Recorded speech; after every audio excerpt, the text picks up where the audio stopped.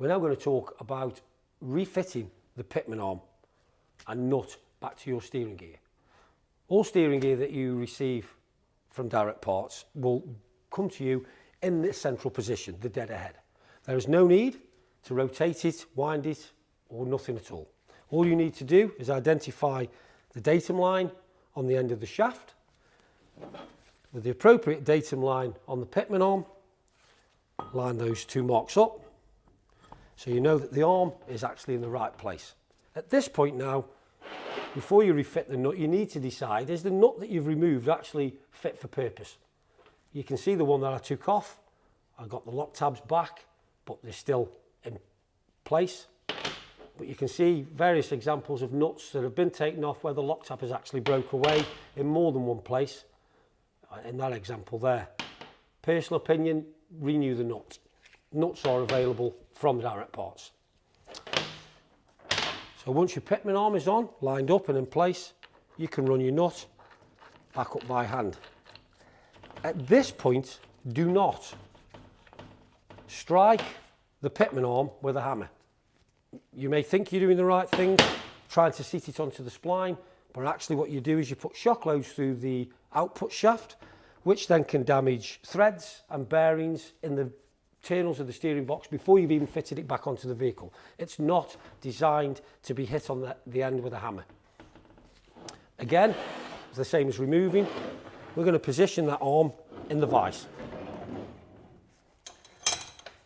As you'll see in a later video, when we talk about relief valves, you do not want this box to rotate. You want to keep it in the dead ahead position. So using a suitable socket and bar, you're going to run the nut up first until it actually makes contact with the pitman arm.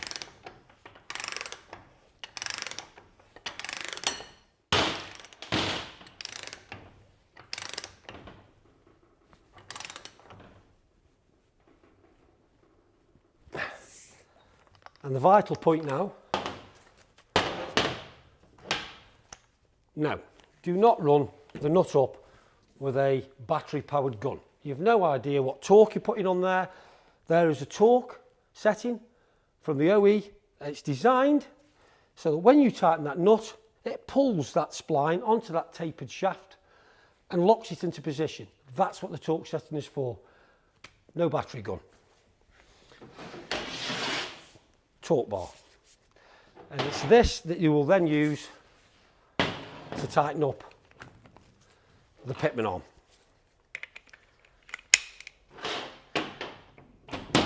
Just demonstrating it. Once we've got the torque setting, the torque bar set,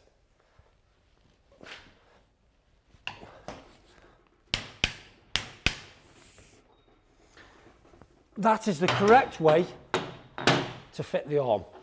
Not with the battery gun and certainly not with a hammer. That's now pulled onto that spline into the correct position. And the last part of refitting the pitman arm is to make sure that the two areas are peened back into place. Again, safety glasses. You've no need to overpeen them, but make sure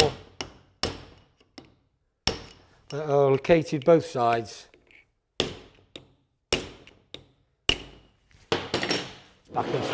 back into the shaft.